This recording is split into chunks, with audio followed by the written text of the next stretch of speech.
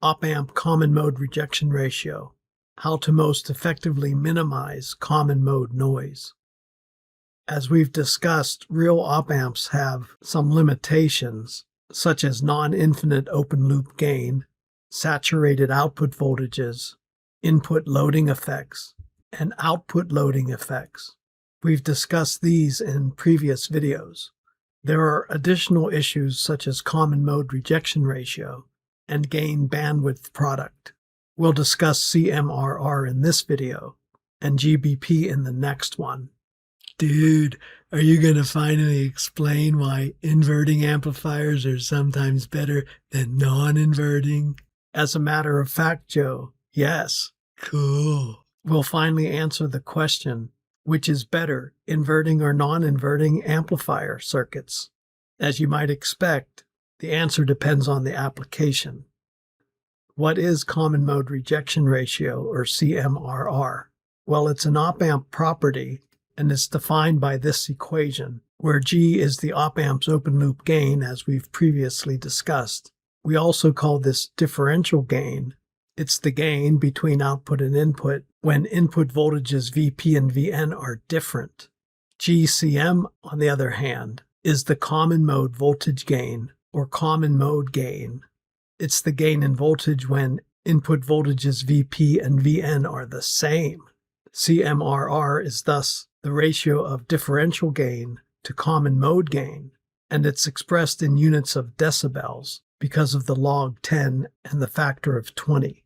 A large value of CMRR is desirable because small GCM is good for rejecting common mode noise, and large CMRR implies small GCM compared to little g, as you can see from this equation. Modern op-amps have very high values of CMRR, typically more than 100 dB, which, if you do the math here, this is a ratio of 10 to the fifth. Let's analyze CMRR effects. Common mode gain can be a problem in op-amp circuits, especially audio equipment, when the same noise is present in both VN and VP. This is typically undesired high-frequency noise, such as hissing. Ideally, in a situation like this, with the same noise at each input, VO would be 0, since VO is G times the difference between the two inputs, and since they're the same, VO should be 0. However, for an actual op-amp, the internal circuitry amplifies the common mode noise by the factor GCM, as sketched here. Instead of 0, VO is about 5 times bigger than the input common mode noise. Here GCM is about 5. Since noise often occurs in both inputs, while the desired signal is typically wired into just one input, large CMRR ensures large signal-to-noise ratio, which is critical in high-fidelity audio stereo equipment, for example. Finally, let's answer Joe's question. Dude, I'll even take off my sunglasses so I can pay more attention, man. That's great, Joe. First, let's look at input loading issues. Consider first a non-inverting amplifier, as sketched. It turns out that input impedance, which we'll call Ri, is determined by the op-amp's internal circuitry. That's because input voltage goes directly into op-amp input VP. Ri internally is quite large, typically greater than a megaohm. Now consider an inverting amplifier, as sketched. Here, input impedance Ri is largely unaffected by the internal circuitry. Instead, it's approximately equal to R1.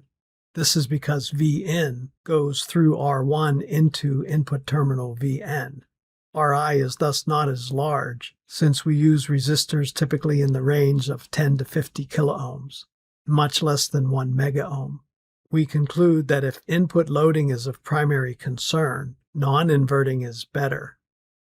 Now consider common mode rejection issues. Again, we'll start with the non-inverting case. There can be significant common mode noise in this case.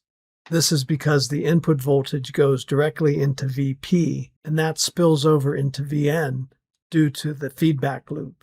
Common mode amplification can thus be problematic for non-inverting amplifiers. What about inverting amplifiers? Well, in that case, op-amp input VP is unaffected by common mode noise. That's because VP is grounded, and so VP is 0 regardless of the input. Thus, common mode amplification is not problematic for inverting op-amp amplifiers. So if noise is of primary concern, inverting circuitry is better. In summary, common mode noise can be a problem in op-amp circuits, especially when you're dealing with high-fidelity audio equipment. CMRR is the ratio of differential gain to common mode gain and is expressed in decibels. CMRR is a property of the op-amp, and higher values of CMRR are better so that we don't amplify unwanted noise. If input loading is of primary concern, a non-inverting op-amp circuit is better. But if noise and signal-to-noise ratio are of primary concern, inverting op-amp circuitry is better. Since noise is often of more concern than input loading, you'll find that most op-amp circuits are inverting. Dude! Thank you for watching this video. Please subscribe to my YouTube channel for more videos. 1, 2, 3. That's all there is to it.